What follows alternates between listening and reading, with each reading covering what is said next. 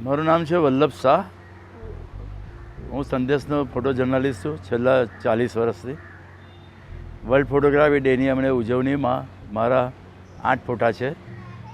મારા ફોટામાં most of journalism પર છે. મારા ફોટા આખા જર્નાલિઝમ પર છે. પહેલો ફોટો છે કે 95માં તોપ ફૂટતી હતી રણછોડજીના વરઘોડા વખતે, ભગવાનના લગ્ન વખતે. એ તોપનો જે એક્ઝેક્ટ તોપ ફૂટતો ફોટો છે જે આજના લોકોને જોવા નહીં મળે, કે આજની પેઢીને જોવા નહીં મળે. એટલે લોકોને ઇન્ટરેક્શન થાય કે આ શું છે, આ શું છે. તો એમજી રોડનું અને અત્યારે આ તોપનો વિવાદ કોર્ટમાં ચાલી રહ્યો છે, કોર્ટ મેટર છે. બીજો ફોટો છે ટ્રાન્સપોર્ટ. આદિવાસી લોકો આજે બી છોટાઉદેપુરના ઇન્ટરનલ એરિયામાં કે દાહોદના અંદરના આદિવાસીઓ આજે બી આવી રીતે બેસીને આવતા હોય છે. ભલે રોડ નવા બન્યા, પાછું બી ઇનસાઇડમાં લોકો આવી રીતે ગાડીનો ઉપયોગ કરી રહ્યા છે બેસીને. ત્રીજો ફોટો છે દારૂબંધી પર છે કે ગુજરાત સરકારમાં નશાબંધી છે, દારૂબંધી છે, તો દારૂ આવે છે કેથી આટલો બધો, અને એને બુલડોઝર ફેરવવું પડે છે. પછી છે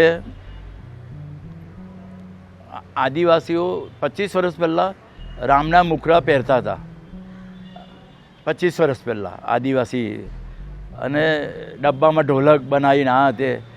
આજે લોકોમાં વધારે જાગૃતિ આવી અયોધ્યા પછી રામની, કે ભાજપને રામના નામે ચૂંટણી લડ્યા ગયા, પ્રખ્યાત થયું વધારે રામ રામ.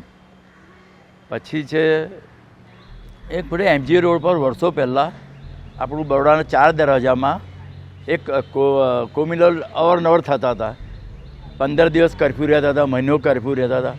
તે લોકો અત્યારના 20 વર્ષના છોકરાને કે પછી ખબર નથી કે વડોદરા પહેલાં આવું હતું. એટલે એ ફોટો છે કરફ્યુ, છોકરા પર સ્ટેબિંગ થયેલું છે.